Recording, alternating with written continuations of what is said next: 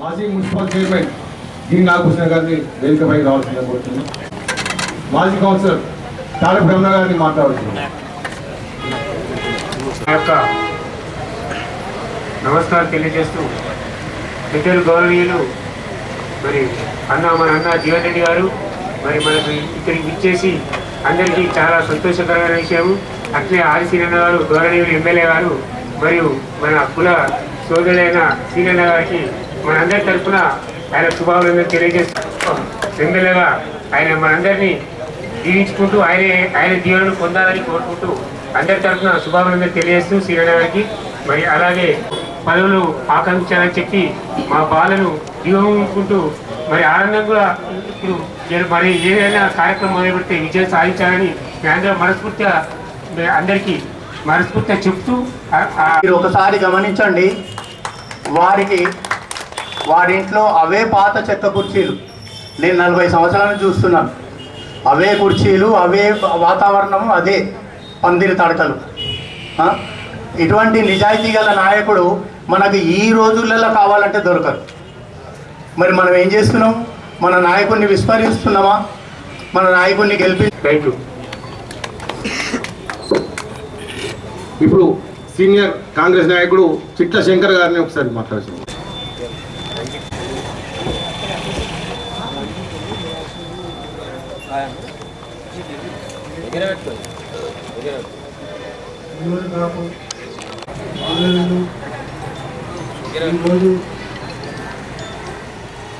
అంతా ఒక్క జనవరి పెద్దలు నాకు అప్పటి నుంచి కూడా వాళ్ళు ఎంతో అండగా ఉన్నారు. వారి సేవలు మర్చిపోలేము. మరి దేనే కాకుండా మున్నూరు కాపు సోదరులందరూ మీకు అండగా ఉండాలని చెప్పి అయితే మీరు ఏ కళ్యాణ మండపం ఆగిపోయిందో దాని గురించి మీరు అనడానికి వచ్చినా కానీ మీరు ఆదరించి చేసేవాళ్ళు ఎవరు? మన అభివృద్ధిని కాంక్షించే వాళ్ళు ఎవరు? ఇవాళ 10 లక్షలు అడిగితే 20 లక్షలు ఇచ్చింది. ఈ రోజే కాదు, దాని ఫౌండేషన్ నాటి నుంచి మురం పంపించడం కానీ ఏ రకంగా సాయం చేయాలో ఆ రకంగా సాయం చేసిండు జీవన్ రెడ్డి గారు. మరి ఇంతకంటే మనకు కావాల్సిన నాయకుడు ఎవరు? ఎంపీ ఎలక్షన్లు ఉన్నాయి. ఆ ఎలక్షన్లో కూడా మనమందరం కాపులందరం ఒక తాటి మీద నిలబడి మనం అన్నను ఎట్టి బదులు గెలిపించుకోవాలి.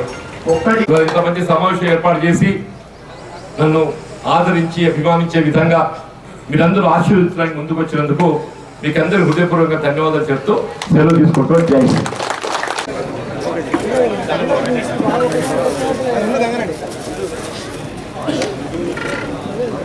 నుంచి జంగిలి సకుటుంబ సమేతంగా పట్టువాడ కుటుంబం వచ్చింది. వాళ్ళందరూ ఈరోజు కాంగ్రెస్ పార్టీలో చేరుతున్న సందర్భంగా వారందరినీ అభినందిస్తూ సుస్వాగతం తెలియజేస్తూ వారందరినీ రావాల్సిందిగా కోరుతుంది.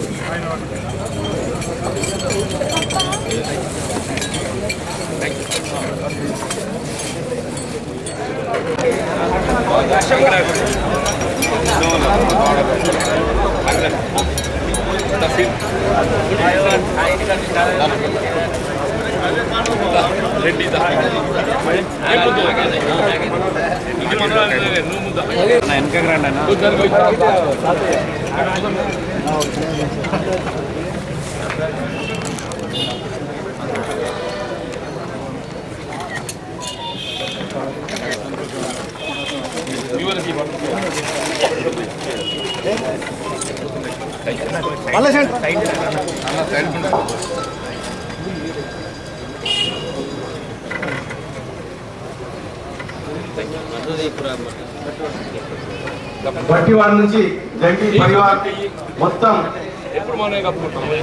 రావాల్సిందిగా కోరుతున్నాం.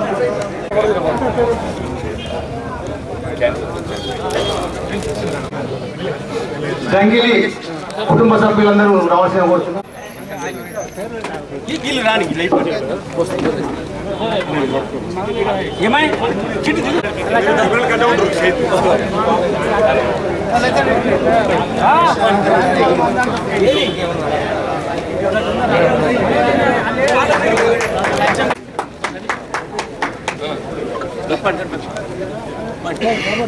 అట్లే బండారు రాజకుమార్ గారు కాంగ్రెస్ లో చేరుతూ కళ్యాణ మండపం తరఫున ఎమ్మెల్యే ఆది శ్రీనివాస్ గారిని సన్మానిస్తారు. బండారు రాజకుమార్ పీట్ అంజయ్య ముంగడికి బండారు రాజకుమార్ పీట్ అంజయ్య ఎమ్మెల్యే గారిని సన్మానిస్తున్నారు.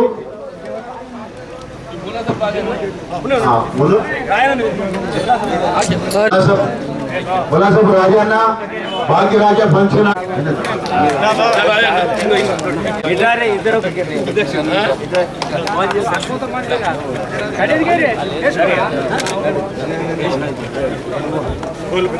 తర్వాత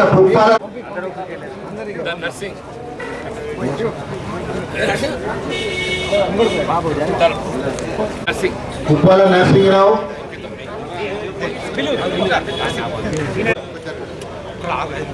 ఫోటోలు రావాలి సరిగ్గా.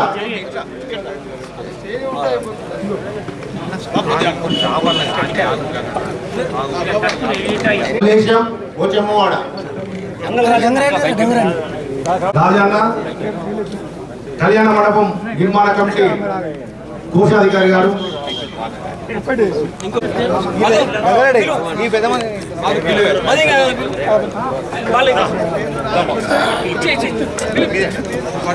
అన్న మీరు జరుగురని అనుకుంటారు.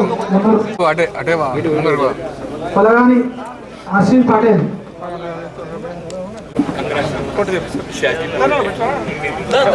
పలగాని ఆర్యన్ పటేల్,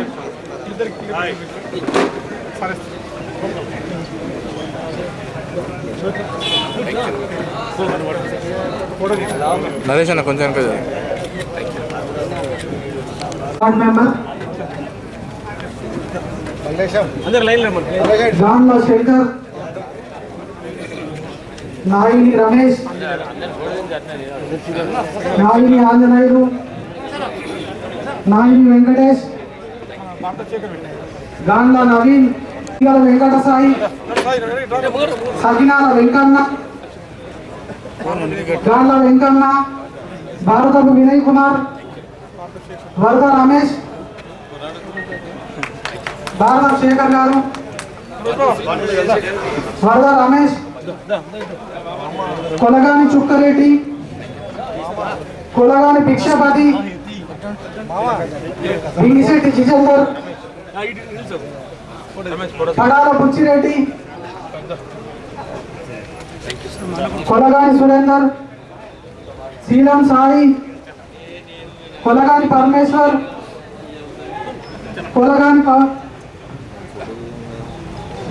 కొలగాని రమేష్, హిందూరి తిరుపతి, కొలగాని రాకేష్, కొలగాని పుచ్చన్న, జక్కుల శంకర్, బింగిశెట్టి సత్తయ్య, కొలగాని వేణుగోపాల్, గోలర్, చిట్ల హరికృష్ణ, మంగి రవి,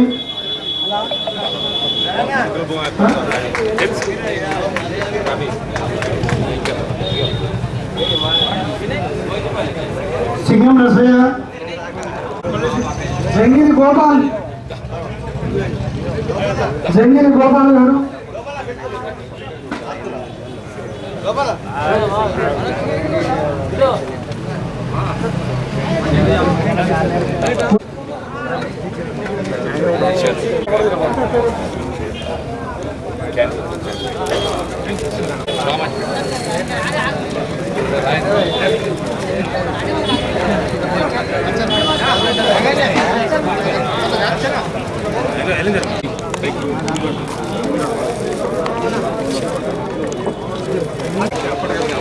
శశికాంత్ డాక్టర్ వాళ్ళ మామ పట్టివాడ నుంచి చిన్న సన్మానం చేస్తారు.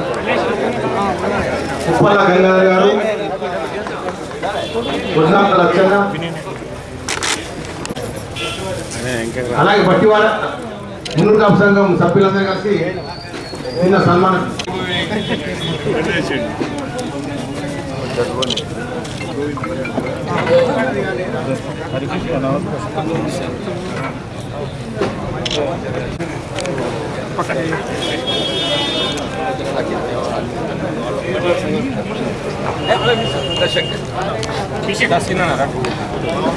రానా మీరా నిల్చండి నిల్చండి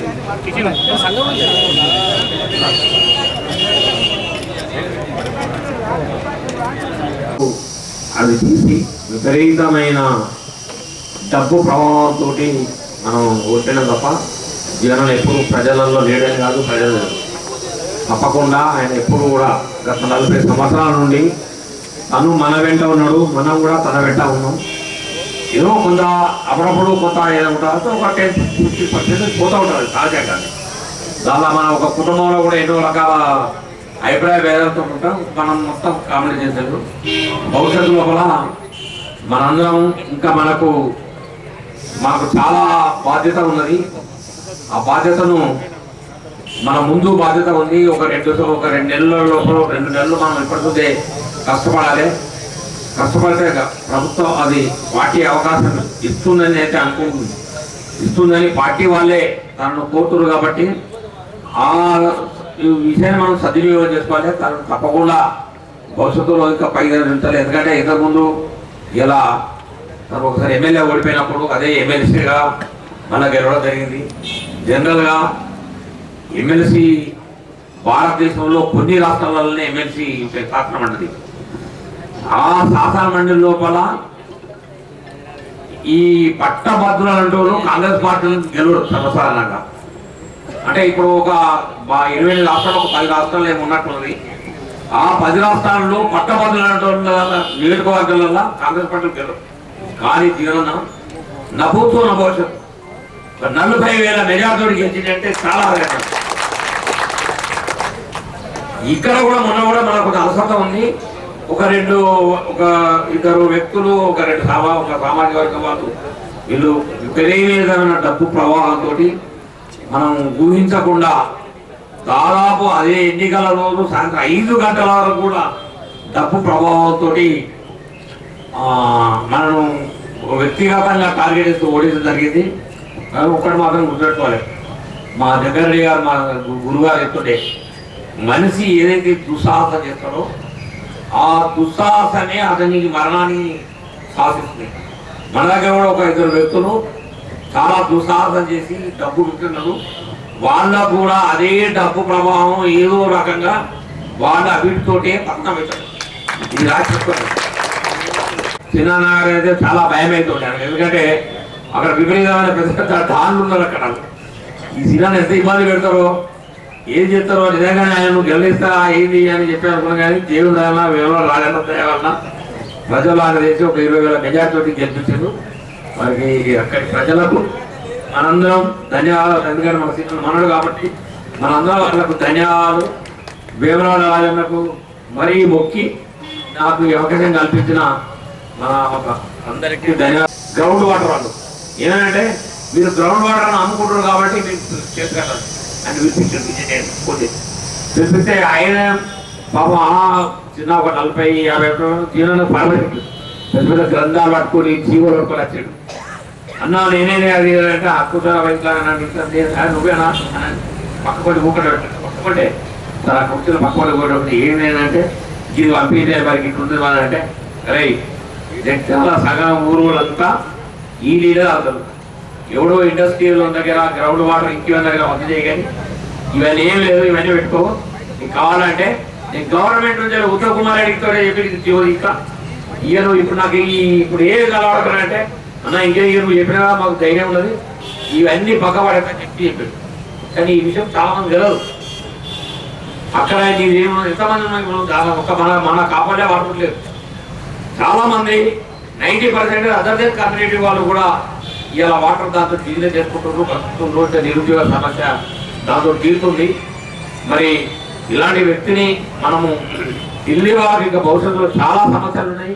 జగిత్యాల నియోజకవర్గానికి మన నిజామాబాద్ పార్లమెంట్ చెరుకు ఫ్యాక్టరీ కానీ, తర్వాత మ్యాంగో మనంతా ఎందుకంటే మన వ్యవసాయదారులం కాబట్టి ఈ మామిడి వాళ్ళతో కానీ, చెరుకు ఫ్యాక్టరీ వాళ్ళతో కానీ ఇవన్నీ సమస్యలకు పరిష్కార దిశగా మనందరం ఢిల్లీ పంపిస్తే తప్పకుండా ఇవన్నీ మనం పరిష్కారం అవుతుంది. నిజంగా కూడా మనం మీకు జగిత్యాలలో జీవన్ రెడ్డి అన్నగారు, జీవన్ రెడ్డి గారు ఉండడం మనందరితో ఎక్కడ ఏం కులాలు తేడేం లేదు, ఎక్కడైనా కానీ మనం రైతులం అందరం ఒకటే తీరు ఉంటాం. తను మనందరిని కాపాడుకొని పొట్టను పెట్టుకొని కాపాడుకుంటూ ఇంతకాలం వచ్చింది.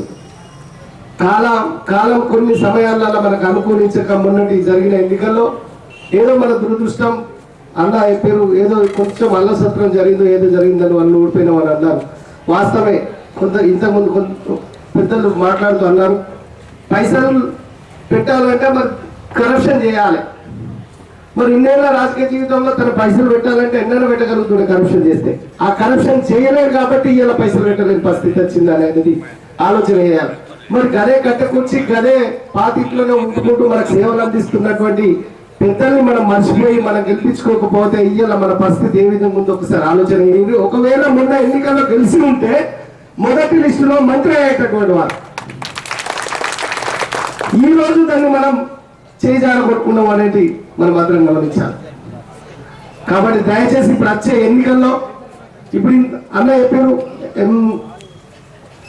ఎమ్మెల్సీ ఏదైతే పట్టభద్రులు ఉంటుందో పట్టభద్రుల ఎమ్మెల్సీల కాంగ్రెస్ గెలవదు అని అనేది పెద్దలు చెప్పారు. అంటే వారి అనుభవం చెప్పారు. వాస్తవంగా దాన్ని తిరిగి రాసి మన దగ్గర పెద్ద మెజార్టీతో గెలవడం జరిగింది జీవన్ రెడ్డి గారు. అయితే ఇప్పుడు మళ్ళీ పార్లమెంట్ ఎన్నికలు ఉన్నాయి. పార్లమెంట్ ఎన్నికలలో మనం ఇట్లా కాదు, మన వేదికల మీద మాట్లాడుకునే కాకుండా మనమందరం మన గ్రామాలలో మన మండలాలలో మన నియోజకవర్గాలలో ఎక్కడెక్కడ మన చుట్టాలు మన బంధువులు మన ఆత్మీయులు ఉన్నారు అక్కడక్కడ మన జీవన్ రెడ్డి అన్న గారి గురించి చెప్పి మనం వాళ్ళందరి మనసు మార్చి ఇక్కడికి వెళ్ళి ఇక్కడ కాదు ఇప్పుడు మన ఇందరు పడేదాకా మనది ఈ నిజామాబాద్ పార్లమెంట్ అనేది అక్కడి వరకు మన చుట్టాలు మన బంధువులు మన కులం మనం ఎక్కడెక్కడ ఉన్నది అక్కడ దాకా మనం తీసుకుపోయేటటువంటి బాధ్యత మన అందరి మీద ఉన్నదని చెప్తున్నాం. అయితే ఇట్లా మనం ఇక్కడనే భుజం జరుపుకొని బాగానే ఉన్నది అంటే మళ్ళీ ఓడిపోయే పరిస్థితి వస్తే దయచేసి అందరూ కూడా కష్టపడి ఈసారి మనం గెలిపించుకుంటే సరే ఇది మిస్ అయిన కేంద్ర మంత్రిగా అడుగుతామని ఆశించుదాం. ఖచ్చితంగా కూడా కేంద్ర మంత్రి కూడా ఎందుకైతారు అని అంటే అది కూడా ఒక ఈక్వేషన్స్ ఉంది. సీనియర్లు అందరూ కూడా మన రాష్ట్రంలో ఇప్పుడు మంత్రులు అయిపోయారు. ఏది కేంద్రం పోయేటోళ్ళంతా మళ్ళీ కేంద్రంలో కూడా సీనియర్ గా మన పెద్దలే పోతారని ఆలోచన తోటే మన మంత్రి అవుతారని ఆశిద్దాం. ఇంకొకటి మేము కొత్తగా కాదు, ఇప్పుడు ఎవరు అన్నారు దురదగడిలో ఓడిపోయినామని మేము మా వేములవాడలో మేము మా పరిస్థితి ఏందో గతంలో మెట్పల్లిలో ఉన్నప్పుడు మేము మా కాన్స్టిట్యూన్సీ మెట్పల్లిలో ఏ విధంగా మేము నిర్మలతో ఎంత ఉత్తపడ్డామో అదంతా మాకు కొత్త ఏం కాదు. మా సీనియర్ అంటే మేము జీవన్ రెడ్డి గారిని మేము ఒకసారి ఒక చిన్న పని మీద వచ్చినాం ఇక్కడికి జైత్యాలకు సార్ కలవడానికి. 8 గంటల లోపు వస్తే కలుస్తారంటే మేము 8 గంటలకు వచ్చిన వారు అప్పటికే వెళ్ళిపోయారు రాయకల్ మండలం అల్లిపూర్లో పోయి కలుస్తాం. అంటే అట్లా ప్రజల మమేకమైనటువంటి పెద్దలు జీవన్ రెడ్డి గారు. అట్లనే ఇప్పుడు మా సీనియర్ గారు కూడా పరిస్థితి ఎట్లుందంటే 8 గంటలకు ఊర్లలో ప్రోగ్రాం పెడతాడు. 8 గంటలకనే మనందరం కష్టపడితే ఖచ్చితంగా గెలుతారు. మనం టోటల్ పార్లమెంట్ సెగ్మెంట్ లో మనం అందరం కూడా మనసుకింత బాధ్యత తీసుకొని ఆ బాధ్యత ప్రకారం పోదాం. ఇంతకుముందే మన రావణ గారు ఇక్కడ అన్నారు గెట్ టుగెదర్ కొంతమందిని ముఖ్యులను అందరినీ కూడా పిలుచుకొని మనం మాట్లాడదామని అన్నారు. సరే అది ఎప్పుడైనా రెడీ నేను వస్తానని చెప్పిన. అయితే ఇటువంటి పరిస్థితుల్లో మనం అందరం కూడా ఇవాళ మనం మన సంఘానికి మన సంఘ భవనానికి 20 లక్షలు 10 లక్షలు మనం అడుగుతామో లేదో అనుకోకుండా ముందే ఇంకో 10 లక్షలు కలిపి 20 లక్షలు నేను ఇచ్చేదాకా నా పూజ అని అన్నా అని చెప్పడం అది గర్వించదగ్గమైన విషయం అని చెప్తున్నాం. గతంలో మన కులంలో ఉన్నటువంటి పెద్దలందరూ కూడా జైత్యాల జిల్లాకు జాగాను అడుగుదాం, స్థలాన్ని అడుగుదాం, ఫలానా ఉన్న దగ్గర పోదాము అని నాకు కూడా ఫోన్ చేశారు. నేను ఒకటే మాట అన్నా, మరి మనం కూడా ఇక్కడ మన నాయకత్వం కూడా ఉంది జిల్లాలో, మనం ఉన్నాము, మనమే పోదాం, కలెక్టర్ గారిని అడుగుతాం, మనమే రిప్రజెంటేషన్ ఇద్దాం. కానీ ఇతరుల దగ్గరకు ఎవరి దగ్గరకు రావడం మాకు సాధ్యం కాదు. ఒకవేళ అది కాదు పోదాం కూడా ఇతరం అది నిజంగా కూడా కాలేదు. దానికో ఎన్నికల ముందు ఒక షో కొట్టి వాళ్ళందరూ మన మున్నూరు కాపులందరూ వాళ్ళ దగ్గర పోయినట్టుగా అల్లేదో భూమి ఇచ్చినట్టుగా ఇదంతా షో నడిచింది. చాలామంది మాట్లాడిన తదుపరి నాకు ఒకటి అనిపిస్తుంది. ముందుగా గంగయ్య అనుకుంటూ రాజన్న మాట్లాడినప్పుడు మొదటి నుంచి మేము ఈ ప్రాంతంలో పేదల పెళ్లిదిగా ఎస్సీ ఎస్టీ బీసీ మైనార్టీ అన్ని వర్గాల ప్రజలకు అండదండలు అందించేటువంటి జీవనోపాధిగా ఉండి ఉన్నాం. కానీ గత 10 సంవత్సరాలుగా కొంచెం దూరమై మళ్ళీ ఈరోజు సంతోషంగా అన్న కోసం అన్న ఆధ్వర్యంలో మళ్ళీ కాంగ్రెస్ పార్టీలోకి వస్తున్నట్టు మాట చెప్పడంతో కొంచెం ఆనందం కలుగుతూ ఏమనిపించిందంటే, గాలి దుమారం బాగా లేచినప్పుడు తల్లి కోడి పిల్లలు దూరమైనట్టుగా, తర్వాత గాలి దుమారం కాస్త తగ్గినాక మళ్ళా తల్లి పిల్లలు కోడి కలుసుకున్నట్టుగా ఈరోజు పరిస్థితి కనిపిస్తుంది. 10 సంవత్సరాల వాళ్ళ మాయ మాటలు, వాళ్ళ యొక్క నమ్మి అవకాశం ఇస్తే వాళ్ళ నియంత్రిత పరిపాలనతోని మనకు పెట్టినటువంటి ఇబ్బందులు గమనించి మళ్ళీ మనకు మన పాత గుడికి ఏరిన పూర్వవాసులకు వచ్చిన చెప్పిన మాట్లాడుతుంటే, మళ్ళీ సొంతింటికి వచ్చినటువంటి భావన కలుపుతూ చెప్పిన భావన మాట్లాడుతున్నట్టు మళ్ళీ ఈ ప్రాంతానికి జీవన్ రెడ్డి గారి సేవలు అవసరం, కాంగ్రెస్ పార్టీ ప్రభుత్వ సేవలు అవసరం చెప్పిన భావనతో వచ్చినటువంటి చేరుతున్నటువంటి కాంగ్రెస్ పార్టీలో మీ అందరికీ కూడా నా వైపు నుంచి ప్రత్యేకమైనటువంటి ధన్యవాదాలు సందర్భంగా తెలియజేస్తూ, వాస్తవంగా పల్లెల్లో పట్టణాల్లో పేదలకు ఉపయోగపడే పథకాలను ఏదైనా తీసుకొచ్చిందంటే అది కాంగ్రెస్ పార్టీ ప్రభుత్వ హయాంలో అందులో ఏమాత్రం అనుమానం లేదు. ఈ ప్రాంతంలో అయితే 1981లో అనుకుంటే పనిచేస్తున్న అధ్యక్షుడు జీవన్ రెడ్డి గారు గెలిచినప్పుడు మా దగ్గర పాపారావు గారు, అంటే 81 జీవన్ రెడ్డి గారి అప్పుడు పోటీ చేసినప్పుడు వారి పేరు పరిచయం నాకు కాలేదు, కానీ మా దగ్గర పాపారావు గారు పంచాయత్ సంస్థ అధ్యక్షుడిగా కుండ గుర్తుతో గెలిచేది. అప్పుడు మేము 10వ తరగతి ఉత్తీర్ణమై నేను కోట్లాలో జూనియర్ కాలేజ్ చేయడానికి వచ్చిన 2 సంవత్సరాలు.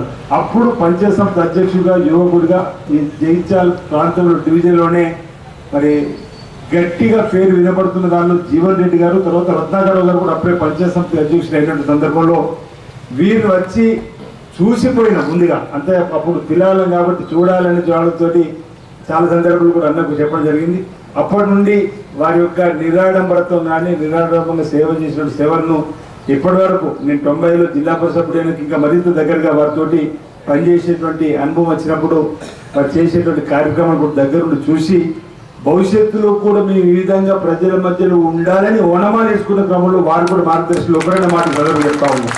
వీరు ఈ జిల్లాలో రాష్ట్ర స్థాయి గత పెద్ద రాజశేఖర రెడ్డి గారు కానీ వీరు ప్రతినిత్యం ప్రజల మధ్య నుండి ప్రజల కోసం తప్పటపడే తీరు చూసి మాకు మేము కొంచెం మంచుకున్న మా ప్రజా జీవితాన్ని చెప్పడానికి కోసం ఈ సందర్భంగా చెప్పడానికి నేను ఆనందపడుతున్నా, గర్వపడుతున్నాను మాట. ఈ సందర్భంగా నేను 27 నాకు 27 ఏజ్లో జిల్లా పరిషత్ మెంబర్ అయి జిల్లా పరిషత్లు అడుగుపెట్టినప్పుడు వీరిని మార్గదర్శకంగా తీసుకొని ముందుకు పోయేటువంటి క్రమంలో ఏ విధంగా ప్రజల మధ్య ఉండాలని చెప్పని ఇంతకుముందు మా చేదశాసన అన్నట్టుగా వీళ్ళ బాటలో ప్రతినిత్యం 8:30 దాటి నేను కూడా గ్రామాలలో ప్రజల మధ్యలో ఉండి ప్రజా సమస్య పరిష్కారం కోసం పనిచేస్తున్న క్రమంలో ప్రజలు గుర్తించి మొన్నటి రోజు నన్ను సాంసభలో గెలుపొందించడం, ఆ తదుపరి పార్టీ గుర్తించి రేవంత్ రెడ్డి గారు ప్రభుత్వ వైపుగా కూడా ఏర్పాటు చేసినందుకు నేను ఇక్కడి నుంచి కూడా వేరే నియోజక ప్రజలకు రేవంత్ రెడ్డి గారు సందర్భంగా ధన్యవాదాలు తెలియజేస్తూ, ఇప్పుడు ప్రభుత్వం వచ్చిన తర్వాత రైతు వర్గానికి ఉపయోగపడే కార్యక్రమాలు కానీ పేద ప్రజలకు ఉపయోగపడే కార్యక్రమాలు కానీ ప్రధానంగా 6 గ్యారెంటీలను మనం ఏదైతే పెట్టుకొని ముందుకు పోతున్నాం అందులో 2 గ్యారెంటీలు అమలు చేసుకొని మరో 2 గ్యారెంటీలు గ్యాస్ సిలిండర్లు ఈరోజు 2వ యూనిట్లకు ఎవరైతే లోపున్నట్టు వారికి ఉచిత కరెంటు బిల్లు ఇవ్వబోతున్నటువంటి తరుణంలో ప్రజలందరూ కూడా మళ్ళీ తిరిగి కాంగ్రెస్ పార్టీ వైపు ఆకర్షితులైతున్న సందర్భాలు మనకు అనేక గ్రామాల్లో కూడా కనిపిస్తున్నాయి, అనేక పట్టణాల్లో కనిపిస్తున్నాయి, అనేక నియోజకవర్గాల్లో కనిపిస్తుంది. అలాంటిది ఇటీవల 2 మాసాల క్రితమే జగిత్యాల జిల్లాలో జరిగినటువంటి ఎన్నికల్లో ఓవైపు ప్రభుత్వం వచ్చింది, ఓవైపు ఒక అభిమాన నాయకుడు ఉన్నటువంటి జీవన్ రెడ్డి గారిని మనం ఓడగొట్టుకున్నాం. అలాంటి పొరపాటు మళ్ళీ రాకుండా ఉండడానికి ఇప్పటి నుంచే జాగ్రత్త పడుతున్న ఒక ఆలోచనతోటి రాబో లోక్సభ ఎన్నికలు మనంతా మళ్ళీ కాంగ్రెస్ పార్టీకి అండగా ఉండాలని ఈ ప్రాంతం నుంచి మరి వార్తలు వస్తున్నాయి. ఈసారి అంటే నాకైతే 2008లో జీవనాన్ని లోక్సభకు వెళ్ళని భావించిన, అది దగ్గరకు వచ్చి 12,000 13,000 అంటే ఎంత బాధ చేసిందో ఈ రోజు కేంద్ర మంత్రి అంటారు, కానీ ఆ రోజే కేంద్ర మంత్రి జీవనాన్ని గెలిపించుకుంటే రాష్ట్ర ముఖ్యమంత్రి కేంద్రంలో చూపే చాలో 1లో వారు అప్పుడే కేంద్రంలో మంత్రి అయ్యే పరిస్థితి అందరూ అనుకున్నాం, దగ్గరకు వచ్చి ఓడిపోయినాం. నాకైతే ఇప్పుడు శిక్షలు చెప్తుంది ఈ ఎన్నికల్లో వారు గెలవడం ఇండియా కూటమి ఎక్కడ కూడా మంచి పొజిషన్లో ఎక్కడ మంత్రితో తప్పినా అక్కడ మంత్రి పదవి రావడానికి అవకాశం ఉంటుంది. మనం ఏమాత్రం కూడా అనుమానపడాల్సిన అవసరం లేదన్నమాట. దానికి నేను ఈ సందర్భంగా 300 కాపు కుల సోదరులు కాంగ్రెస్ పార్టీలో చేరుతున్న క్రమంలో అంటే గ్రామాల్లో కూడా మున్నూరు కాపు గోనెకాపు గోనెడి కాపు సంబంధించి కూడా ఒకే సంఘంగా ఉన్నటువంటి గ్రామాలు అనేక ఉన్నాయి మన గ్రామాలలో. అంటే మనం అందరం కూడా ఇతర కులాలతో కలిసి అన్ని కులాల యొక్క ఆదర్శాలను పొందుకొని మనం నాయకులుగా ముందుకు పోతున్నటువంటి తరుణంలో రాబో రోజుల్లో మనకి లోక్సభ ఎన్నికల్లో జీవనన్నకు నాగేశ్వర టికెట్ రావడం ఖాయం. జిల్లాలో ఉన్న నిజామాబాద్ లోక్సభలో అందరూ కూడా వారి పేరు చెప్తున్న సందర్భంలో జైత్యాల నుంచి మనందరం కేవలం పట్టణానికి మీరు పరిమితం కాకుండా పల్లెల్లో కూడా వెళ్ళి 50,000 మెజార్టీ తగ్గకుండా ఇక్కడ మనం ఇచ్చినట్టయితే వారి గౌరవాన్ని కాపాడిన వాళ్ళు అవుతారు. వాటి సందర్భంగా ఇక్కడ ఉన్నటువంటి ఈ సభ ఎన్నికల సభగానే బాగుంటున్నాయి. ఈరోజు జైనిక్తో పాటు సమయం దగ్గర ఉంది కాబట్టి ఆ కోడలు దయచేసి అందరూ కూడా మరి పని చేయాల్సింది నేను మనవి చేస్తూ కాంగ్రెస్ పార్టీ బలహీన వర్గాలు ఎస్సీ ఎస్టీ బీసీ మైనారిటీ ఇప్పుడు ఎస్సీలకు ఉంది, ఎస్టీలకు కులకరణలో శాతము రిజర్వేషన్ శాతం ఉంది. మనకు వెనుకబడిన తరగతుల వారికి కులకరణ లేకపోవడం వల్ల రాజకీయంగా ఆర్థికంగా సామాజికంగా వ్యాపార పరంగా ఇబ్బందులు ఉన్నాయని దృష్టిలో పెట్టుకొని మరి రాహుల్ గాంధీ గారు దామాషా ప్రకారం దేశంలో మా ఇండియా కూటమి వస్తే కులకరణ చేపిస్తాం, ఎవరి ఇస్తా ప్రకారం వారికి వారి వాటా ప్రకారం ఆయా కులాలకు న్యాయం చేసేటువంటి బాధ్యతను తీసుకుంటామని చెప్పని వారు భారత్ జోడో న్యాయ యాత్రలో వారు మాట్లాడినటువంటి మాటలను స్ఫూర్తిగా తీసుకొని తెలంగాణలో మన ప్రభుత్వం ఉంది కాబట్టి గౌరవ ముఖ్యమంత్రి రేవంత్ రెడ్డి గారు బీసీ సంక్షేమ శాఖ మంత్రి ఉన్నటువంటి పొన్నం ప్రభాకర్ గారు బహుశా పెద్ద జీవన్ రెడ్డి గారి సలహా కూడా బహుశా అందులో ఇచ్చి ఉంటాడు. వారి పొన్నం ప్రభాకర్ మాట్లాడినప్పుడు జీవన్ రెడ్డి మండలిలో కాక ఇల్లు ఉంటే బాగుండని మాట కూడా వారు అన్నటువంటి సందర్భాన్ని గుర్తు కాబట్టి చెప్తా ఉన్నా. వారు నిన్నటి రోజు మీరు గమనించారు 2 రోజుల క్రితం వెనుకబడిన తరగతుల కులగణనకు ఒక తీర్మానం ప్రవేశపెట్టినట్టు చారిత్రాత్మకమైన రోజుగా రోజు అభివృద్ధించడం ఇది ఒక సాహసోతమైన నిర్ణయంగా కూడా. దీనివల్ల తప్పనిసరిగా వెనుకబడిన తరగతిలో ఉన్నటువంటి అన్ని వర్గాలు మున్నూరు కాపుగారి ముదురాజు గారు కొరుమ గొల్ల యాదవ ఈ విధంగా మన విశ్వబ్రాహ్మణ ఎన్ని కులాలు కుమ్మరి వాటిని అన్నిటి కూడా ఆయా వర్గాలకు ఉపయోగపడే విధంగా వారి సంఖ్య శాతం తెలిస్తే ప్రభుత్వ పరంగా వాళ్ళందరూ కూడా మనం మేలు చేసే కార్యక్రమం చేయడానికి కోసం ఈరోజు కార్యక్రమాలు చేయడానికి కోసం అసెంబ్లీలో ఒక తీర్మానం ప్రవేశపెట్టి అది యునానిమస్గా కూడా మరి తీర్మానం ఆమోదం పొందడం. దానివల్ల వెనుకబడిన తరగతుల కోసం కాంగ్రెస్ పార్టీ ప్రభుత్వం రాహుల్ గాంధీ గారి ఆలోచన ప్రకారం ముందుకు పోతున్న అంశాన్ని కూడా మనం వీలైతే ఎక్కువగా ప్రజల్లో తీసుకుని పోయే కార్యక్రమం చేయాలని చెప్పండి. ఇది మున్నూరు కాపుల వేదికగా మున్నూరు కాపుల సంఖ్య ఎక్కువ ఉంది కాబట్టి ఒక అంశాన్ని కూడా సందర్భం చెప్పాలి. పెద్ద జీవన్ రెడ్డి గారు అనేక సందర్భాల్లో నేను జిల్లా పరిషత్ సభ్యుడు అయినప్పుడు నేను మున్నూరు కాపు బిడ్డగా తెలుసుకున్నప్పుడు అంటుండేవారు జైత్యాల కాపులందరూ మనతో ఉంటుంది, అందరూ నేను వాళ్ళతో ఉంటా, మొత్తం ఇప్పుడు తెలంగాణ వచ్చినా మనం విడదీసి తప్ప కాపులంతా మనతో కుప్పాల ఆశాలు గారు మున్సిపల్ చైర్మన్ ఉంటారు అనుకుంటాం అంటే అంటుండేవాడు. ఆ విధంగా ఇప్పుడు అయితే మున్నూరు కాపులు వేదిక మీద కాబట్టి ఇటీవల మున్నూరు కాపులకు కూడా ఒక కార్పొరేషన్ కావాలని చెప్పి చాలా సందర్భాల్లో మరి చాలా ప్రాంతాలకి మున్నూరు కాపులు అడుగుతున్న సందర్భంలో గౌరవ ముఖ్యమంత్రి గారి దృష్టికి రేవంత్ రెడ్డి గారి దృష్టికి బీసీ సంక్షేమ శాఖ మంత్రులు పొన్నం ప్రభాకర్ గారి దృష్టికి ఇటీవల కొంచెం జైత్యాలకు కూడా ఒకరిద్దరు వచ్చి జిల్లా సభ రమ్మన్న వచ్చి ఉంటారేమో వారందరూ కూడా కలిసినప్పుడు దరఖాస్తు ఇవ్వడం జరిగింది. ప్రభుత్వం కూడా సానుకూలం ఉంది. నాకు తెలిసినప్పుడు మున్నూరు కాపుల సమితి కార్పొరేషన్ కూడా ఇవ్వాలని చెప్పిన ఒత్తిడి పెంచడం లేదా జీవన్ రెడ్డి గారు ఈ వేదిక గారు కూడా విజ్ఞప్తి చేస్తున్నారు. రాబో రోజుల్లో ఇతర కులాలకు ఏదైతే మున్నూరు కార్పొరేషన్ ఇవ్వాలని కూడా అందులో బీసీలలో వెనుకబడిన తరగతిలో మున్నూరు కాపు సంబంధించిన కార్పొరేషన్ ఇవ్వడంలో కూడా మేమంతా సహాయ సహకారాలు అందించి గౌరవ ముఖ్యమంత్రి గారికి అదే పొన్నం ప్రోగ్రాం తీసుకుని వెళ్ళి కార్పొరేషన్ ఫైనాన్స్ ఫెడరేషన్ కార్పొరేషన్ ఇప్పించవలసింది. తద్వారా కాపులలో కానీ ఇతర కులాలకు సంబంధించిన కార్పొరేషన్ కూడా రాబోతున్నాయి. అందులో ఉన్నటువంటి పేదవారికి స్కాలర్షిప్లు ఇవ్వడమా, చదువుకోవడానికి పేదవారికి వ్యవసాయం చేసుకున్న వారికి కాడెట్లు ఇవ్వడమా, లేకపోతే దున్నడానికి నాగలు ఇవ్వడమా, లేకపోతే చిన్న ట్రాక్టర్లు ఇవ్వడమా, వ్యవసాయం చేసుకోవడానికి లేదు ఇతర కులాల వారికి ఏ విధంగా మరి కుల వృత్తుల్ని నమ్ముకొని ముందుకు పోయేటువంటి వారికి ఆయా కార్పొరేషన్ ద్వారా మరి వాళ్ళు లబ్ధి పొందడానికి అవకాశం ఉంటుంది కాబట్టి అలాంటివి రావాలని చెప్పకుండా ప్రభుత్వం కోరుకుంటున్న మాట సందర్భంగా తెలియజేస్తూ ఇప్పుడు మనందరూ కూడా గమనించినాం 10 సంవత్సరాలు టీఆర్ఎస్ పార్టీకి అవకాశం ఇస్తే కోట్లు అప్పనుకున్నాం కానీ నిన్న రోజు మళ్ళీ ఈ సంవత్సరంలో కట్టవలసినటువంటి మిత్తిని కలుపుకుంటే 7 లక్షల పైచిలుక అప్పులలో ఈరోజు టీఆర్ఎస్ పార్టీ చేసి ప్రభుత్వ మాన్యతలు ఇచ్చిన సందర్భం. కాళేశ్వరం కుంగిపోయింది, ఓ పక్కన చీరు వచ్చింది, కాళేశ్వరం ఉన్నటువంటి మేడిగడ్డపు అదేవిధంగా అన్నారం దగ్గర కూడా లీకేజ్ కూడా అవుతుంది. నాణ్యత లేని కట్టడాలు, అవినీతి చట్టమైన సమస్య కట్టడాలు, కృష్ణా జిల్లాలకు సంబంధించిన అంశం కూడా మీరు శ్వేతపత్రాలు ప్రభుత్వం అసెంబ్లీలో ఇచ్చినటువంటి కూడా మనం గమనించినాం. వీటన్నిటిని కూడా ప్రజలలోకి బాగా తీసుకొని వెళ్ళి గతంలో జరిగినటువంటి నష్టం ఈ ఎన్నికల్లో జరగకుండా మనమంతా కూడా ఈసారి మళ్ళీ కాంగ్రెస్ పార్టీ పెట్టినవుతాం, కాంగ్రెస్ పార్టీ అభ్యర్థిని గెలిపించుకుందాం, ఈ ప్రాంతంలో జీవన్ రెడ్డి గారికి నిలబడినటువంటి భావనను ప్రజల్లో తీసుకోవడం కోసం మీ అందరూ కూడా ప్రయత్నం చేయాల్సిన సందర్భంగా నేను మనవి చేస్తూ, ఈ ఇటీవల ఎంప్లాయీస్కి సంబంధించిన మున్నూరు కాపు జయించాలకు సంబంధించి ఒక క్యాలెండర్ ఆవిష్కరణ కార్యక్రమంలో నన్ను ఆహ్వానించినప్పుడు పెద్ద జీవన్ రెడ్డి గారికి ఈ అంశాన్ని చెప్పలేను, కానీ వాళ్ళు ఆహ్వానించినప్పుడు అప్పుడే పేరు నేను ప్రైవేట్గా పేరు ఎప్పుడో బాగుండేది. నాకు ఇద్దరు మిత్రులు కూర్చున్నారు ఉద్యోగస్తులు. మేము ఇటీవల జీవనాన్ని కలిసిన మాట సందర్భంలో మీ సంఘానికి 10 లక్షలు ఇస్తామని చెప్పని అన్నారు. బహుశా మేము పోతే 10 లక్షలు వస్తాయి కావచ్చు అన్నారు, కానీ తీరా చూస్తే 20 లక్షలు నాకు వేయనట్టుంది. అది 10 లక్షలు వచ్చేట 20 లక్షలు అని అంటూ సంతోషం.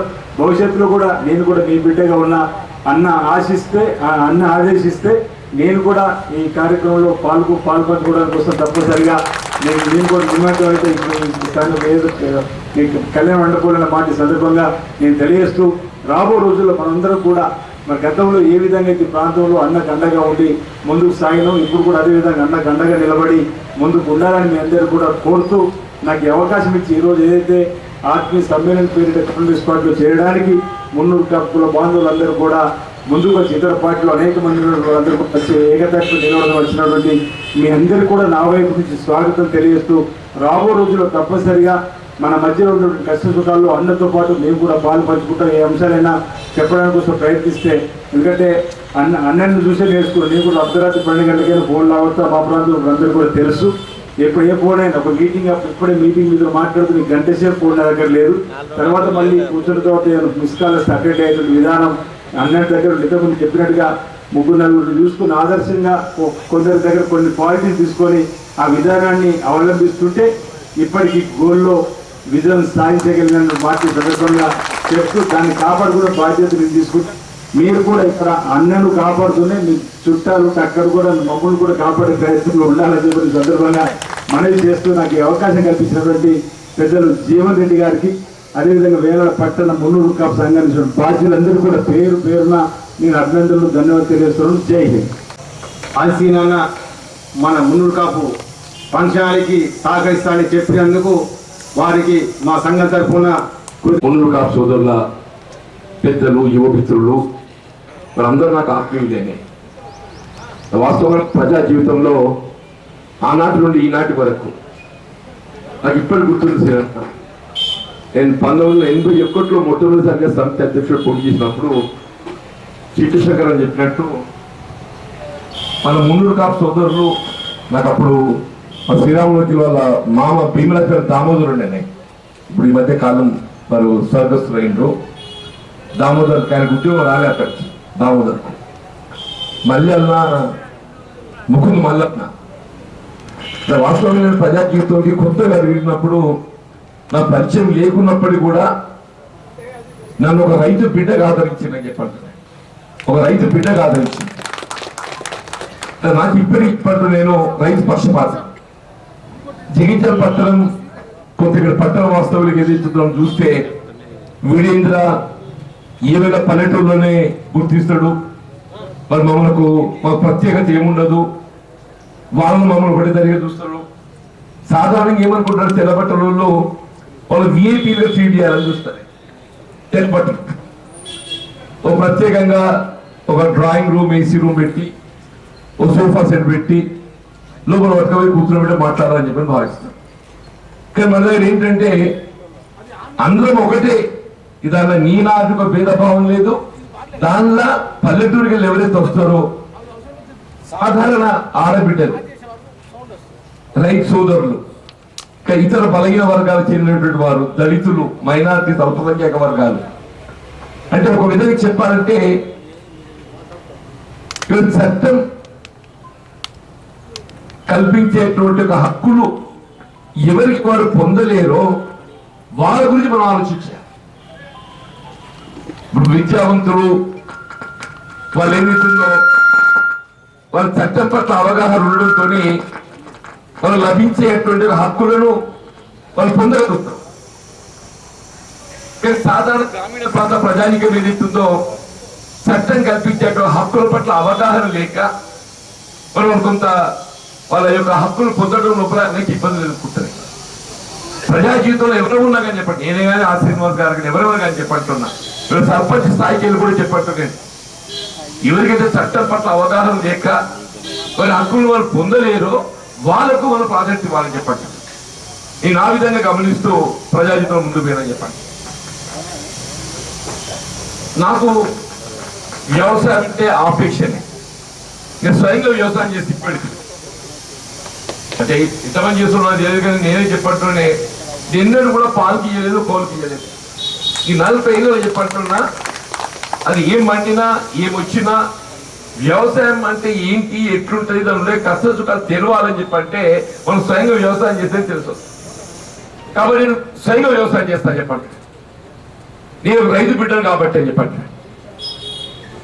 ముఖ్యంగా మున్నూరు కాపంటే ఏది ఇస్తుందో ఒక రైతు ఈ దేశాన్ని పట్టాడు అన్నం పెట్టేవారు ఎవరు చెప్పంటే మా మున్నూరు కాపు సోదరులు చెప్పక తప్పని చెప్పారు. నాకు నేను మీలో కలిసి కూడా కారణం ఏంటంటే మనం అందరం కాపోలమేండి, వాస్తవం అందరం కాపోలమే.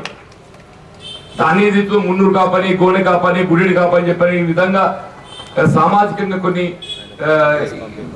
విభజన జరిగినప్పటికీ అందరికీ ప్రధానంగా వ్యవసాయమే మన ప్రధాన బతుకుదెరు. వృత్తం చెప్పిన బతుకుదెరు కాబట్టి అందరం ఒకే రకమైనటువంటి ఒక జీవనాధారంపై నిలబెట్టున్నాం కాబట్టి అందరూ ఒకటి అనుకుంటా చెప్పండి. అంటే నాకే చెప్పంటేనే ఇప్పుడు మా మొగోళ్ళ కంటే మా ఆడబిడ్డ ఉంటుంది కానీ వాళ్ళని ఎక్కువ ఆదరిస్తాం. ఇప్పుడు ఊళ్ళబడి పోతే నన్ను దూడంగా ఏది చెప్తుందో ఇవి మా కుటుంబ సభ్యుడు వచ్చిందో అని చెప్పినట్టు ఒక ఆత్మీయతతోని నన్ను ఆదరిస్తానని చెప్పండి.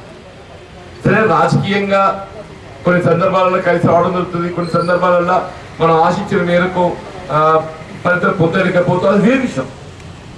మన ఆత్మీయ కలయిక అనేది కేవలం రాజకీయాలకే పరిమితమైనది కాదు అని చెప్పంటున్నాయి. రాజకీయం అనేది అదొక అంశం, కేవలం రాజకీయాలకే పరిమితమై మన ఇక్కడ సమావేశం కాలేదు, కేవలం రాజకీయాలే ప్రధాన అంశం కాదు అని చెప్పంటున్నాయి. నాకు ఎప్పుడు గుర్తుందని చెప్పంటున్నాను. నేను 94 ఎన్నికల్లో అప్పుడు రమణ గారు మొదటిసారి ఎమ్మెల్యే గెలిచారు. వారు పార్లమెంట్ సభ్యుడు ఎంపికైన తర్వాత ఉప ఎన్నికలు వచ్చినాయి. నా మొదటికెళ్ళి కూడా మున్నూరు కాపు సోదరులు బాగా అండగా నిలబడి నన్ను అన్ని విధాలు ఆదుకుంటున్నటువంటి వర్గం అని చెప్పండి. అప్పుడు చంద్రబాబు నాయుడు గారు ఏది ఇస్తున్నదో ఇక్కడ ఉప ఎన్నికల్లో సీట్ గెలవాలనేటువంటి ఒక భావనతోని జీవన్ రెడ్డికి ప్రధాన బలము అండ ఎవరు మున్నూరు కాపు వర్గం. మరి ఆ వర్గంకి వెళ్ళిన అభ్యర్థిని పెట్టినట్టయితే వాళ్ళు విడదీసినట్టయితే ఈ జీవన్ రెడ్డి యొక్క బలం అనేది తగ్గిపోతుంది, మన సీట్ సునాయాసం గెలుచుకోవచ్చు ఒక భావనతోని అప్పుడు మిత్రుడు బండారు వేణు గారిని అభ్యర్థి చేసింది. కొంచెం మీరు కూడా ప్రచారం కూర్చుంటున్నారు గారిలో చెప్పంటున్నారు బై ఎలక్షన్ ఉప ఎన్నిక అంటే ఎప్పుడైతే 96లో బండారు వేణు గారిని అభ్యర్థిగా మరి తెలుగుదేశం పార్టీ ప్రకటించడం జరిగిందో నేను 94 ఓడిపోయినా కాబట్టి నిజంగా నాకు ఇప్పటికీ చెప్తున్నా మన యొక్క ఈ ఆత్మీయ కలయికల జీవిత కాలంలో మర్చిపోలేని చెప్పండి. ఎందుకంటే ఆనాడు నేను 94 ఎన్నికలు ఓడిపోయినా కాబట్టి జీవన్ రెడ్డి కష్టాలలో ఉన్నాడు. ఇంతకాలం మనం కలిసి ఉన్నాం. ఇవాళ ఏదైతుందో మన వర్గం అని చెప్పిన అభ్యర్థిత్వం కల్పించేంత మాత్రాన జీవన్ రెడ్డిని మనం ఇచ్చిపెట్టడం ఇది సమంజసం కాదు అని చెప్పని 94 కంటే రెట్టింపు పట్టుదలతో 90% మన రైతు వర్గం మున్నూరు కాపు నాకు అట్లా 94 ఎన్నికల్లో గెలవడం జరిగింది 54 మెజారిటీ 96లో out of 1 lakh polled votes, out of 1 lakh polled votes ఏదైతుందో 54 మెజారిటీ వచ్చింది చెప్పండి. 54 మెజారిటీ వచ్చింది out of 1 lakh polled votes. అంటే ఈ ఆత్మీయత అనేది ఏదైతుందో ఒకసారి చూడు ఆ దాంతోనే కలిసిపోతాం చెప్పంటున్నా. మన కలయిక అనేది ఆ విధంగా కలిసిపోయిన చెప్పండి వల్ల నేను వేరు మీరు వేరు అనే ఒక భావన ఇటు నాలో లేదు అటు మీలో లేదని చెప్పంటున్నా. సరే ఎన్నికలు రాజకీయంగా ఉంటుంది కాబట్టి కొన్ని సందర్భంలో ఒకరో దిక్కొస్తే ఒకరో దిక్కుపోతారు, అంత మాత్రం మనం వేరు అనే ఒక భావన అనేది దయచేసి రానియద్దు అని చెప్పంటున్నా. ఎప్పటికైనా మనం అందరూ ఒకటే చెప్పంటున్నాం. ఎన్నికల్లో గెలుపు అనేది అది దానికి పలు కారణాలు ఉంటాయి. ఏమైనా ఓడిపోవడానికి ఏదైతుందో పలు కారణాలు ఉన్నాయి. వాస్తవం ఏదైతుందో భారతీయ జనతా పార్టీ 4,000కి 40,000కు ఎదిగింది. ఎవరు ఊహించలేదు 4,000కి 40,000కి ఎదుగుతుందని చెప్పిన ఎవరు ఊహించలేదు చెప్పంటారు. అట్లా ఏదైతున్నదో ఈ అల్పసంఖ్యాక వర్గాలు కూడా నాకు ఎక్కువగా అండగా ఉంటుంది. ఫర్ సమ్ రీజన్ వాళ్ళు కూడా ఏదైతున్నదో బీఆర్ఎస్ పోయే పరిస్థితి ఏర్పడింది. హౌసింగ్ ఒక కార్యక్రమం ఉన్నది. 4,000 ఇళ్ళ పట్టాలు ఇవ్వడంతో ఏదైతుందో వాళ్ళకి ఇల్లు పొజిషన్ ఇవ్వడం పట్టాలు మాకు ఇవ్వడంతో జీవోరెడ్డి కలిసి ఉంటే పోతుందని చెప్పిన వాళ్ళకి ఒక విధమైన ఒత్తిడి చేయడంతో ఆ 4,000 ఒక 10,000 రోడ్లు మార్పు వచ్చింది. 10,000 రోడ్లు మార్పు వచ్చింది. దాంతో పాటుగా డబ్బు ఖర్చు ఇవన్నీ కూడా ఉన్నాయి. దానికి తోడు ఇంట్లో అత్యంత ఓవర్ కాన్ఫిడెన్స్ అది కూడా పొరపాటు. కేవలం ప్రతిపక్షాల మన ప్రత్యర్థి యొక్క ఆలోచన విధానమైన కాకుండా అభ్యర్థి నాది కూడా పొరపాటు ఉందని చెప్పండి. నేను ఏదైతే కొంత ఓవర్ కాన్ఫిడెన్స్ తోని కొంత అలసత్వం కూడా ప్రదర్శించడం జరిగిందని చెప్పండి. టు బి ఫ్రాంక్ 28 దాకా ఎంతైతే పట్టుదలతో పనిచేసినా 29, 30 ఏదైతే ఉందో ఆ పట్టుదల అలసత్వం ఓవర్ కాన్ఫిడెన్స్ పోయింది. సరే ఫలితం ఎవరైనా కానీ దాన్ని తీసుకోవాల్సిందే. రేపు భవిష్యత్తు ఎట్టుంటుంది ఏంటి అనేది మరి అది ఇప్పుడే మనం ఊహించలేము. ఏదైనా కానీ చెప్పంటే వల్ల రాజకీయంగా కూడా నేను కాంగ్రెస్ పార్టీ సీనియర్ కాంగ్రెస్ అని చెప్పనే కాదు. మేము గ్రామీణ ప్రాంతం రైతాంగం రైతు కూలీల గురించి ఆలోచించే పార్టీ కేవలం కాంగ్రెస్ అని చెప్పక తప్పదని చెప్పాలి. ఇవాళ విషయం కాదు. మన స్వాతంత్రాంతరం ఏదైతుందో వ్యవసాయ రంగానికి ఒక భద్రత కల్పించే విధంగా గ్రామీణ ప్రాంతం అంటే కులానికి ఎవ్వరమైనా కానీ అందరం వ్యవసాయంపై ఆధారపడుతున్నారు. ఆ రైతుకు వ్యవసాయ రంగానికి భద్రత కల్పించబడినప్పుడు మాత్రమే ఏదైతుందో ఇవాళ గ్రామీణ ప్రాంతం సుభిక్షంగా ఉంటుంది, ఈ దేశం బాగుంటుంది అనే ఒక భావనతోని ఇవాళ ఈ భారత ఆహార సంస్థ ఫుడ్ కార్పొరేషన్ ఆఫ్ ఇండియాతోని వ్యవసాయ ఉత్పత్తులకు ఏదైతుందో కనీస మద్దతు ధర ఇవాళ మనం పెట్టేటువంటి ఒక వ్యవసాయ ఉత్పత్తి వ్యయాన్ని పరిగణలోకి తీసుకొని ఈ కనీస మద్దతు ధర నియమించడం జరుగుతుంది. ఎంఎస్పీ మినిమం సపోర్ట్ ప్రైస్ అంటే ఏ పరిస్థితుల్లో కూడా వ్యవసాయ ఉత్పత్తులకు అంతకంటే తక్కువ ధర మార్కెట్లో కల్పించకూడదు. ఎందుకంటే రైతుకు ఒక భద్రత కల్పించిన భావనతో ఈ ఆహార భద్రత అనేటువంటి భావనతో ఎంఎస్పీ తీసుకొచ్చింది. మీరు ఇతర ఉత్పత్తులు చూడండి, ఎంఆర్పి ఉంటుంది, మ్యాక్సిమం రిటైల్ ప్రైస్ అని ఉంటుంది. ఇతర ఉత్పత్తులు ఇవ్వాలి కుప్పల ప్రభాకర్ కెమికల్ ఫీల్డ్ ఉన్నాడు కదా, వాళ్ళ మెడిసిన్స్ మీద ఏముంటుంది, ఎంఆర్పి ఉంటుంది, మ్యాక్సిమం రిటైల్ ప్రైస్, అంతకంటే ఎక్కువ ధరకు అమ్మద్దని ఉంటుంది. వ్యవసాయ ఉత్పత్తులకు ఏముంటుంది, ఇంతకంటే తక్కువగా అమ్మద్దని ఉంటుంది, తక్కువగా ఎవడు కొనొద్దని చెప్పండి. ఎందుకు రైతుకు ఏదైతుందో ఒక భద్రత కల్పించిన భావంతో చెప్పండి. అలా వ్యవసాయ రంగంలో కనీస మద్దతు కల్పించేసి చట్టం చేసి ఎప్పుడు కూడా వ్యవసాయ ఉత్పత్తుల్లో మనం ఆశించిన ధర పొందలేని పరిస్థితులలో ఇలా మార్కెట్లలో ఇటు మార్కెట్ ద్వారా కానీ నాఫెడ్ ద్వారా కానీ కొనుగోలు కేంద్రాలు ఏర్పాటు చేసి మొక్కజొన్న కానీ కందులు కానీ పెద్దలు కానీ వరిదాని ఇవన్నీ కూడా సేకరింపజేసిన విషయం మనకు తెలుసని చెప్పండి. దేశం ఇటువంటి పరిస్థితి ఉంది కానీ చెప్పంటే గడిచిన 4 రోజులకి వెళ్ళి దేశ రాజధాని ఢిల్లీలో రాజకీయాలకు అతీతంగా రైతాంగం ఉద్యమిస్తున్నారు. ఎందుకు ఉద్యమిస్తున్న రైతాంగం వల్ల ఈ కనీస మద్దతు ధరకు చట్టబద్ధత కల్పించాలి. ఏ కేంద్ర ప్రభుత్వం ఏదైతే కనీస మద్దతు ధర నిర్ణయించడం జరిగిందో ఆ కనీస మద్దతు ధర కల్పింప చేయడం బాధ్యత తీసుకుంటలేదు. ఇప్పుడు ప్రభుత్వం ఏదైతుందో ఈ వస్తువుకి 20 రూపాయలు చెప్పి నిర్ణయించింది అనుకో, నువ్వు ఎప్పుడైతే కనీస మద్దతు ధర చేరుకుంటున్నావో ఆ కనీస మద్దతు ధర నీకు లభించలేనప్పుడు ఏదైతుందో ఆ ధర కల్పించేదో బాధ్యత ప్రభుత్వం మీద ఉండాలి. ప్రభుత్వం కొనుగోలు చేయాలని చెప్పి అంటున్నా. గ్రామీణ ప్రాంతంలో ధాన్యం సేకరణ కేంద్రాలు ఎప్పుడు ఆరంభమైనాయి? యూపీఏ ప్రభుత్వ హయాంలో వైఎస్ రాజశేఖర గారు ముఖ్యమంత్రి ఉండగా గ్రామీణ ప్రాంతంలో వరిధాన్య కొనుగోలు కేంద్రాలు ఏర్పాటు చేసుకున్నామే. అంత దాకా ఏదైతుందో మనం పండించే పంటకు రైస్ మిల్లర్ క్వింటల్ 50 రూపాయలు 100 రూపాయలు దోపిడీ చేసిందని చెప్పండి. ఆ విధంగా కాకుండా మన కళ్ళంకాడ అడ్డు తొగేటట్టు గ్రామీణ ప్రాంతంలో ధాన్యం సేకరణ కేంద్రాలు ఏర్పాటు చేసినటువంటి యొక్క ఆలోచన విధానం ఏదైతుందో ఇలా కాంగ్రెస్ పార్టీ మరి అన్నాడు రాష్ట్ర ముఖ్యమంత్రి వైఎస్ రాజశేఖర గారు అని చెప్పక తప్పని చెప్పి కేంద్రంలో యూపీఏ ప్రభుత్వం సోనియా గాంధీ గారు యూపీఏ చైర్పర్సన్ గా వారు చేసి ఆలోచన విధానం చెప్పండి. ఇవాళ అదే కనీస మద్దతు ధర గత 2 సంవత్సరాల క్రితం ఏదైతుందో కేంద్ర ప్రభుత్వం కానీ ఎన్డీఏ ప్రభుత్వం మోడీ గారి గురించి ఇంత గొప్పగా మాట్లాడుతుండే, దేశం వెలుగుతుంది, అచ్చేది సబ్కి సాత్ సబ్కా వికాస్ చెప్పడానికి మంచిగా సంతోషం అని చెప్పంటున్నా. ఒక 3 వ్యవసాయ రంగాన 3 చట్టాలు తెచ్చిండే. మీరు కనీస మద్దతు ధరకు కల్పించే బాధ్యత ప్రభుత్వానికి లేదు. మీరు ఎక్కడైనా అమ్ముకోండి, ఎవరికైనా అమ్ముకోవడానికి సంబంధం లేదు. అంటే ఏంటి? నేను మార్కెట్ ఇంటర్వెన్షన్ లేకుండా, ప్రభుత్వ బాధ్యత లేకుండా నువ్వు ఎక్కడైనా అమ్ముకో, ఎవరికైనా అమ్ముకో అని చెప్పంటే కొనుగోలుదారు చేతి లోపల ఏది ఇస్తుందో మనం బలైపోయినట్టే కదలే. దయచేసి ఆలోచించండి అని చెప్పంటున్నాడు. దానికి తోడు అంతకుముందు ఏముండే, వ్యవసాయ ఉత్పత్తులు కేవలం రైతు తప్ప వేరే ఎవరు కూడా అనుమతికి మించి స్టోర్ చేయరాదు. మనం ఏదైతుందో ఎంత ఉత్పత్తి చేసినా అంత నువ్వు నిల్వ చేసుకోవచ్చు, నీకు అధికారం ఉండదు. కానీ ఒక వ్యాపారస్తుడు ఏదైతున్నదో ఆయన అనుమతికి మించి ఆయన వ్యవసాయ ఉత్పత్తులను నిల్వ చేయరాదు. ఆ చట్టపరమైన శిక్ష. లేకుంటే ఏమైతే పెట్టుబడిదారులు ఏం చేస్తారని చెప్పారంటే, ఈ వ్యవసాయ ఉత్పత్తులు ఎప్పుడైతే రైతుల దగ్గరికి వెళ్ళి బయటకు వస్తాయో మొత్తం కొనుగోలు చేసి గోడౌన్లను నింపి పెట్టుకొని తర్వాత ఏదైతే మార్కెట్ స్లమ్ కరువు సృష్టించి దాని ఇబ్బడి ముబ్బడిగా రెట్టింపు 3 అంతలకు అమ్ముకునే అవకాశం ఉంటుంది. అది ఏం చేసింది, రైతు తప్ప ఎవరు కూడా వ్యవసాయ ఉత్పత్తులను నిల్వ చేసే అధికారం లేకుండా చట్టాన్ని రూపొందించింది. అది ఎన్డీఏ ప్రభుత్వం ఏం చేసింది, నువ్వు ఎవరికైనా నమ్ముకో, ఎక్కడ నమ్ముకోతో పాటుగా ఈ ఆంక్షలను తొలగించేసింది. వ్యాపారస్తులు కూడా ఏదైతుందో నువ్వు ఎంతైనా నిల్వ చేసుకోవడానికి నీకు అవకాశం కలిగించింది. దాంతో రైతు ఏమైపోతాడు, వినియోగదారు మీద భారపడుతుంది అనేది కొనుగోలుదారు మీద.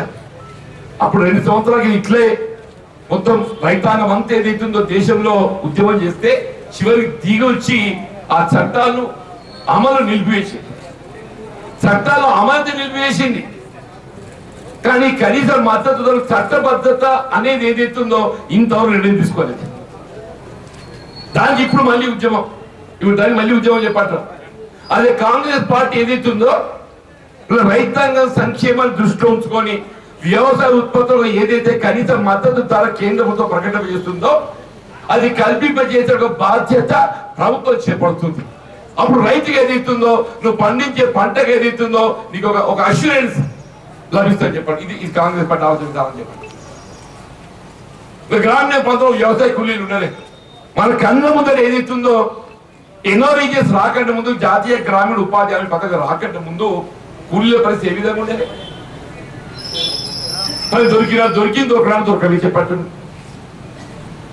ఒకసారి పేరు నమోదు చేసుకుంటే కూలీలకు భద్రత ఏర్పడ్డది. చదువుకున్న నేను ఒకరు దొరుకుతో నాకు తెలియదు. కానీ గ్రామాలలో ఏదైతుందో ఎన్ఆర్ఈజీఎస్ కింద జాతీయ గ్రామీణ ఉపాధి హామీ పథకం కింద పేరు నమోదు చేసుకుంటే జాబ్ కార్డు ఇస్తే సంవత్సరానికి కనీసం ఒక 100 రోజుల పని కల్పించే బాధ్యత ప్రభుత్వం చేపట్టింది. నిజమా? అంటే ఇంత గొప్ప కార్యక్రమం ఎవరు ఊహించింది కాదు, మనం కూడా అనుకోలే. గ్రామ స్థాయిలో ధాన్యం సేకరణ కొనుగోలు కేంద్రాలు కానీ, మార్కెట్ ఇంటర్వెన్షన్ మార్కెట్ ద్వారా మరి దినుసు సేకరింప చేయడమే కానీ, వ్యవసాయ కూలీలకు ఏదైతుందో ఎన్ఆర్జీఎస్ కార్యక్రమం కానీ మనం ఊహించింది కాదు. సోనియా గాంధీ గారు అందరూ అంటాం, సోనియా గాంధీ ఇది ఎక్కడ పుట్టింది, ఆమెకి ఏం ఎరక, ఆమెకి ఎద్దు ఎరక, నా వ్యవసాయం ఎరక అంటారా? నేను రాజకీయంగా విమర్శ చేస్తున్నాను. మనకి ఏం ఎరకలేదు, ఆమెకి ఎద్దు ఎరకలేదు, వ్యవసాయం ఎరకలేదు. కానీ ఏదైతుందో ఆ ఎద్దు వ్యవసాయం సంబంధించిన రైతు భద్రత కల్పించడానికి ఎంఎస్పీ కనీస మద్దతు కల్పింపజేయడానికి కార్యక్రమం రూపొందించింది. వ్యవసాయ ఆధారపడే వ్యవసాయ కూలీలకు ఏదైతుందో పని లేకుండా ఉండకూడదు అనేటువంటి ఒక ఆలోచనతో జాతీయ గ్రామీణ ఉపాధి హామీ పథకాన్ని ప్రవేశపెట్టి గ్రామీణ ప్రాంతాల్లో ఉండేటువంటి ఒక వ్యవసాయ కూలీలకు లేక నీ గడిచిన 10 సంవత్సరాలలో ఏ కార్యక్రమం అమలు చేయాలని చెప్పండి. అంటే ఏంటి దీని రూపకర్త ఎవరు? ఆనాడు యూపీఏ చైర్పర్సన్ సోనియా గాంధీ గారని చెప్పంటారు. యూపీఏ చైర్పర్సన్ సోనియా గాంధీ గారని చెప్పంటారు. రేపు అధికారం వస్తున్నాం, రేపు ఎన్నికలు వస్తున్నాయి చెప్పంటున్నా. ఎవరికి ఓటు వేయాలి, ఎందుకు ఓటు వేయాలి, ఏ రాజకీయ పార్టీ ఆలోచన విధానం ఏదైతుందో గ్రామీణ ప్రాంతం రైతాంగానికి అండగా ఉంటుంది, అనుకూలంగా ఉంటుంది. ఏ రాజకీయ పార్టీ ఆలోచన విధానం గ్రామీణ ప్రాంతం వ్యవసాయ కూలీలకు అనుకూలంగా ఉంటుంది, దాన్ని గుర్తించాలని చెప్పండి. రైతాంగ రుణమాఫీ కావాలని కోరుతున్నాయి. మనం రైతాంగ రుణమాఫీ చేస్తే మనం సోమరిపోతున్నాం అవుతాం. ఇది చూడలే కథ అని చెప్పంటున్నా. చదువుకున్నాడు చెప్పేది ఏంటి అంటే వాడు ఉవాచి చెప్తాడు, రైతులకు అప్పులు మాఫీ చేస్తే వాడు సోమరిపోత అవుతాడు, చేయొద్దు అంటాడు. మన నిజమే, మనకు అప్పులు మాఫీ చేస్తాం సోమరిపోతం అవుతామా? దేశంలో పెద్ద పెద్ద వ్యాపారస్తులు అదాని అంబానీ లాంటి వాళ్ళకి ఏదైతుందో లక్షల కోట్లు ఏదైతుందో ఎన్పి అకౌంట్ అని చెప్పని నాన్ ప్రొడక్టివిటీ అకౌంట్ అని చెప్పి వాళ్ళకి ఎందరికి ఏదైతుందో అప్పుల బస్సులు నిలిపివేసాడు. మరి అంబానీ అదాని సోమరిపోత అవుతారేడానే? రైతుకు రుణమాఫీ చేస్తేనో మనం సోమరిపోతం అవుతాం. అంబానీ అదాని లాంటి వాళ్ళకి ఏదైతుందో రుణమాఫీ చేస్తే వాళ్ళు దేశానికి ఏదైతుందో పెద్ద పెట్టుబడులు కాబట్టి వాళ్ళకి అన్నాగా ఎవరికి సాయం చేయాలా? రైతుకు చేయాలంటూ నేను అన్నాడు. యూపీఏ ప్రభుత్వ హయాంలో ఎన్నికల వాగ్దానం కాదు, మనం ఎవరు అడిగింది కాదని చెప్పంటూ నేను ₹1,00,000 దాకా ఏకమొత్తంగా రుణమాఫీ చేసి రైతులు అండగా నిలిచి రైతులు రుణవిముక్తులు చేసింది అన్నాడు UPA chairperson Sonia Gandhi, Congress party అని చెప్పారు. నిజమాబద్దమే. ఇవ్వాలని కూడా కాంగ్రెస్ పార్టీ చెప్పంటూ నేను రాహుల్ గాంధీ గారు దేశంలో కాంగ్రెస్ ఇండియా కూటమి వస్తే అదృష్టం మంచిది. ఇండియా కూటమి రాలేకున్నప్పటికీ కూడా తెలంగాణ రాష్ట్రంలో ఏదైతుందో రైతాంగానికి అండగా నిలిచే విధంగా ₹2,00,000 వరకు రుణమాఫీ చేయడానికి కాంగ్రెస్ పార్టీ ఎన్నికల పేర్కొనడం కాదు, కట్టుబడుందని చెప్పారు. రేపు జూన్ లో ఏదైతుందో కొత్త బడ్జెట్ వస్తుంది. మనం చెల్లించేటువంటి అప్పు మొత్తం ఏదైతుందో బ్యాంకుకు ప్రభుత్వం గ్యారంటీ ఉంది. మన బ్యాంకు అప్పు కట్టాలి కానీ బ్యాంకు ప్రభుత్వ గ్యారంటీ ఉండి మన కొత్త అప్పు ఇప్పించే విధంగా కార్యక్రమం అమలు చేయబోతామని చెప్పండి. ఎందుకు రైతుకు అండగా ఉండాలని చెప్పంటున్నా. ఇది కాంగ్రెస్ పార్టీ ఆలోచన విధానం అని చెప్పంటున్నా. ఇవాళ మన అందరికీ ఏంటంటే వ్యవసాయ పెట్టుబడి పెరిగింది. అందరికీ ఎందుకు పెరిగింది? డీజిల్ ధర పెరిగింది. నిజమాబద్ధమన్నా? వ్యవసాయ ఉత్పత్తి ఎందుకు పెరిగింది? డీజిల్ ధర పెరిగింది. అందరూ ట్రాక్టర్లతో వ్యవసాయం చేస్తున్నారు. ట్రాక్టర్ వ్యవసాయం చేసినప్పుడు డీజిల్ ఎందుకు పెరిగింది? ఆనాడు యూపీఏ ప్రభుత్వం అధికారం ఉన్నాడు ఏదైతుందో $105 క్రూడ్ ఆయిల్ బ్యారెల్ ఉండేది. ఇలా ఆయిల్ కంపెనీలు ఏదైతుందో 75,000 కోట్లు ఏదైతుందో ఇతర లాభాలు ఉన్నాయి. Oil company నష్టపోతలేరు. ఆయిల్ కంపెనీలకు వచ్చేటువంటి ఒక ఆదాయ వ్యయాన్ని దృష్టిలో పెట్టుకొని పెట్రోల్ డీజిల్ ధరలు నిర్ణయం చేయాలి. ఈ సంవత్సరం అధికారిక లెక్కల ప్రకారంగా ఆయిల్ కంపెనీలకు 75,000 కోట్ల ఆదాయం వచ్చింది. మరి ఆయిల్ కంపెనీలు 75,000 కోట్ల ఆదాయం వచ్చినప్పుడు మన పెట్రోల్ డీజిల్ ధర తగ్గించాలి. ఏంటి అంటూ నేను అనేది మనం ఏమైనా ఆలోచన చేయాలో చేద్దాం అంటూ నేను. గ్రామీణ ప్రాంతం రైతాంగం, రైతు కూలీలు, సామాన్య ప్రజానీకానికి ఏదైతుందో ఈ రాజకీయ పార్టీ ఆలోచన విధానం మనకు వేలు ఒలుగుతే దానికి పనిచేయాలని చెప్పండి. రాజకీయ పార్టీ ఆలోచన విధానంతో పాటుగా నాయకుల గురించి కూడా ఆలోచన చేయాలి. ఇవాళ నేనున్న సీఎం మొత్తం రాష్ట్రంలో నీ వేరుతో సహా చెప్పంటున్నాను. మున్సిపాలిటీలో అందరి చిట్లు ఉంటాయి. తైబజార్ నేను ఉన్నలేదా? ఉన్నలేదా? కాయగూరలు అమ్ముకుంటూనే కానీ, అరటి పండ్లు తోపుడు వాళ్ళు అమ్ముకుంటూనే కానీ, బజార్ల బతికేటోళ్ళకి అందరికీ రోజు ₹20 చిట్టి వసూలు చేస్తాం. 20, 25, 50 వసూలు చేస్తావు చేయవను నువ్వంటే ఈ మున్సిపాలిటీ. మొత్తం రాష్ట్రంలో జగిత్యాల ఒకటే మున్సిపాలిటీ చెప్పంటూ నేను 1994 కెళ్ళి 95, 95 కెళ్ళి ఏదైతున్నదో జగిత్యాల మున్సిపాలిటీ తైబజార్ లేని మున్సిపాలిటీ మొత్తం ఉమ్మడి రాష్ట్రం జగిత్యాల కూడా మాత్రం చెప్పంటున్నా. మరి ఆలోచన ఎవరెందుకు చెప్తలేదే? నేను ఒక్కరెందుకు చేయగలిగినా? మీరు ఎందుకు చేయలేకపోతున్నారు?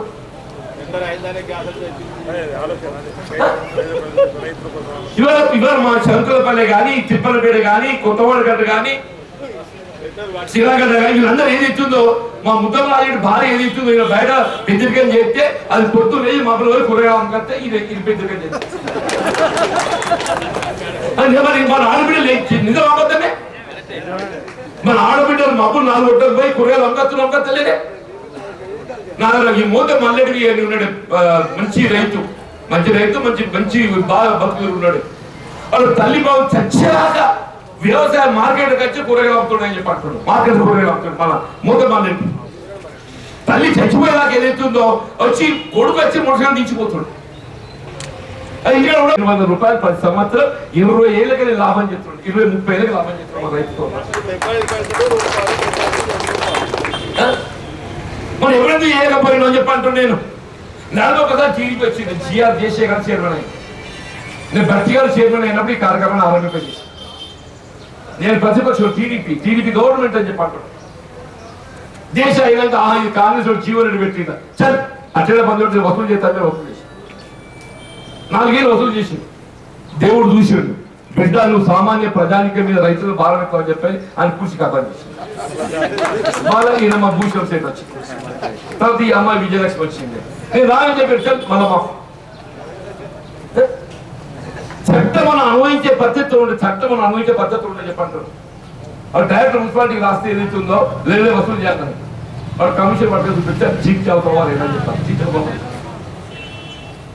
మనం ప్రణాళికలు పెట్టించిన వాళ్ళు ఎన్నికల ప్రణాళిక పెట్టించిన మొత్తం రాష్ట్రంలో మున్సిపాలిటీలో ఏదైతుందో ఈ నిరుపేద వర్గాలు పట్టణాల్లో ఎవరికైనా బతుకుదల ఉన్నదో ఈ అంగడి కిట్టు తైబర్ పూర్తి రద్దు చేసే విధంగా ఎన్నికల ప్రణాళికలు మనం పేర్కొన్నాము. రేపు మాఫీ చేయబోతున్నాం చెప్పంటూ నేను మన ఆలోచన విధానం ఎట్లున్నా దయచేసి గమనించండి. బలహీన వర్గాల హక్కులు కాపాడడానికి ఎవరు ప్రయత్నం చేస్తారు? మున్సిపాలిటీలో నీ లోకల్ బాడీ పంచాయతీ చట్టంలో ఒక ఆంక్ష ఉన్నది. ఏంటి? ఏదైనా మున్సిపల్ కౌన్సిల్ స్థానం ఖాళీ అయినట్టయితే ఆ ఖాళీ భర్తీ అయ్యేంత వరకు చైర్మన్ ఎన్నిక ఖాళీ ఏర్పడ్డాక నిర్వహించరాదు అని చెప్పే ఆంక్ష. ఇప్పుడు చైర్మన్ ఖాళీ అయింది, ఒక మున్సిపల్ కౌన్సిల్ ఖాళీ. మన జగిత్యాల రూరల్ మండలి ఏదైతుందో ఆ ఎంపీపీ చనిపోయింది కరోనా. ఆ ఎంపీపీ చనిపోవడంతో ఏమైపోయింది, ఆ ఎంపీటీసీ స్థానం కూడా ఖాళీ. చట్టంలో ఏముంది? ఆ ఎంపీటీసీ ఏదైతే స్థానం ఖాళీ అయిందో అది భర్తీ చేసేంత వరకు ఈ ప్రెసిడెంట్ ఎన్నిక నిర్వహించరాదు చెప్పారు. 3 ఏళ్ళు అయింది ఇంతవరకు చెప్పి అంటున్నా. ఏంటంటే చట్టం అట్లున్నా నేను ఏం చెప్తాను, నేను ఏం చేయలేను అని చెప్పి నాకు చెప్పాను. ఇలా కాంగ్రెస్ ప్రభుత్వం దగ్గర రావడంతోనే ఇమీడియట్ గా నేను చెప్తాను రేవంత్ రెడ్డి ముఖ్యమంత్రి సూచించుకుంటే ఈ చట్టంలో లొసుగు ఉన్నది. మీరు ఎంపీటీసీ ఎన్నిక కానీ కౌన్సిల్ ఎన్నిక మీరు నిర్వహించలేకపోతున్నారు. వాస్తవం 6 మాసాలు నిర్వహించాలి, నువ్వు నిర్వహించలేకపోతున్నావు. నువ్వు నిర్వహించలేకపోవడమే కాకుండా చైర్మన్ ఎన్నిక కూడా ఏదైతుందో నువ్వు నిర్వహించలేకపోతున్నావు. ఈ చట్టాన్ని మార్పు చేయాలని చెప్పంటే ఆయన జీవన్ రెడ్డి చెప్తున్నా సంగతి చూడాలి అని చెప్పాలి. పాపం ఆయన లాస్ అయితే పిలిచి దాన్ని ఎగ్జామిన్ చెప్పించి ఏ గతంలో చట్టంలో ఏ లొసుగు ఉన్నదో దాన్ని మార్పించి ఏదైతుందో ఇవాళ నువ్వు ఎంపీడీసీ స్థానం భర్తీ చేయకున్నప్పటికీ కౌన్సిల్ స్థానం భర్తీ చేయకున్నప్పటికీ ఇక్కడ చైర్మన్ కానీ ఆడ ఎంపీపీ కానీ నీ భర్తీ చేసే విధంగా నేను చట్టాన్ని మార్పు చేపించండి ఏం చెప్పండి. ఎవరు బలహీన వర్గాల హక్కులు ఉంటున్నారు? మా జగిత్యాల మున్సిపాలిటీ బీసీ మహిళనే. మా జగిత్యాల మున్సిపాలిటీ బీసీ మహిళ.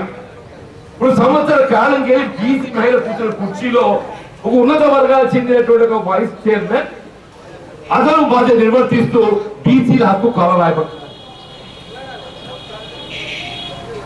బీసీల హక్కులను కాపాడే విధంగా చర్యలు చేపట్టే బాధ్యత స్థానిక ప్రజాప్రతినిధులపై ఉంటుందా? ఉండదు.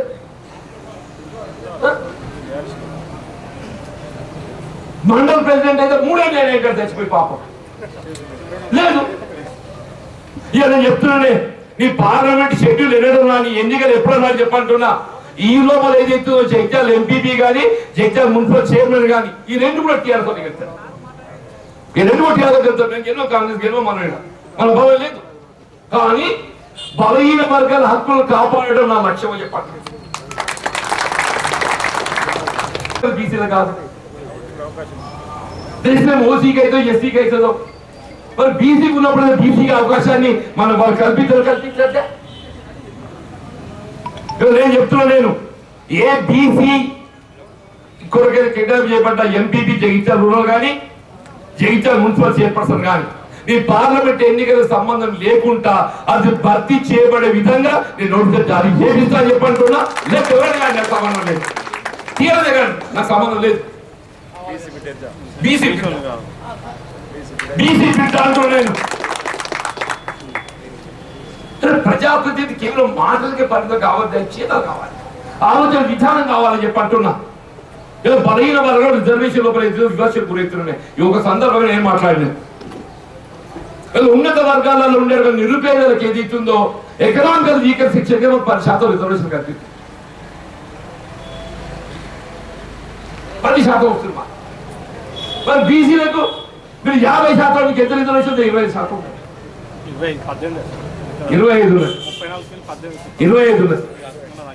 25. ఎస్సీలకు 15 ఉంది, ఎస్టీలకు 15 చెప్పు, మైనార్టీలకు 4. మరి జనాభాకి అనుగుణంగా ఏది ఇస్తున్నదో మనం 50 కాకుండా 40 చేస్తే ఈ అంశం రాహుల్ గాంధీ గారు ఏది ఇస్తుందో దీన్ని తీవ్రంగా తీసుకుంటాం. ఇలా కేవలం తెలంగాణ రాష్ట్రానికి పరిధిలో జాతీయ స్థాయిలో బలహీన వర్గాల హక్కులను కాపాడబడే విధంగా నేను కులగణన చేపిస్తా. బలహీన వర్గాల హక్కులకు ఏది ఇస్తుందో నేను రక్షణ అండగా నిలబడతా. వాళ్ళ రిజర్వేషన్ పెంచే విధంగా ఏది ఇస్తుందో కాంగ్రెస్ పార్టీ అమలు చేస్తా చెప్పాలి. నేను తీసుకురాగల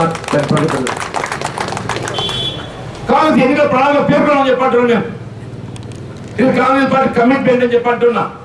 ఇది కాంగ్రెస్ పార్టీ కమిట్మెంట్ అని చెప్పంటున్నా. దయచేసి ఆలోచిద్దాం చెప్పంటున్నా. రేపు దేవుందే ఎవడికి అదృష్టం తక్కువ తెలియదే. మా శ్రీరామ్ 30 ఏళ్ళ పోరాటం చేసిందా? శ్రీనివాస్ 30 ఏళ్ళ పోరాటం చేసి నాకు కన్న ముందర ఏదైతుందో నేను 2 సార్లు గెలిచి 2 సార్లు ఓడిపోయాను ముందర. ఆయన మాత్రం పాపం అదృష్టం అక్కడ దగ్గర దాకా చెప్పి ఈసారి దేవుడు ఏదైతుందో ఆయన పోరాటానికి ఫలితం ఇచ్చిండు. ఎమ్మెల్యే గెలిపించిండు, విప్ అయిండు. రేపు అదృష్టం దాకా ఇంకేమవుతాడు. కానీ ఏదే కానీ మంచికి గుర్తింపు తప్పక లభిస్తుంది. మంచి గుర్తింపు తప్పక లభిస్తుంది చెప్పంటున్నా. మన మంచితనం ప్రధానం అని చెప్పంటున్నా. ప్రజా సేవ చేయడానికి ఏదైతుందో కేవలం 10 ఒక్కడే కాదు. ఎమ్మెల్యే అనేది ఏదైతుందో ప్రజలు సేవ చేయడం ఒక మార్గం. కానీ ఎమ్మెల్యే ఉంటేనే సేవ చేస్తా అని చెప్పి అనుకుంటే పొరపాటు చెప్పంటున్నా. ఎమ్మెల్యే ఉన్నా లేకున్నా ప్రజలకు నువ్వు ఏదైతే సేవ చేస్తానికి నీకు చిత్తశుద్ధి ఉండాలి, కమిట్మెంట్ ఉండాలి. నీ చిత్తశుద్ధి కమిట్మెంట్ ఉంటే ఏదైతున్నదో సంకల్పం ఉండాలి.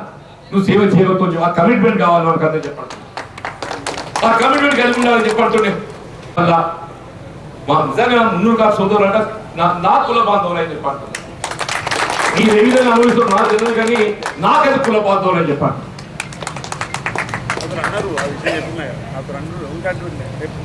నాకు ఇది ఎన్నడూ కూడా ఏదైతుందో మీరు వేరు నేను వేరు కాదే.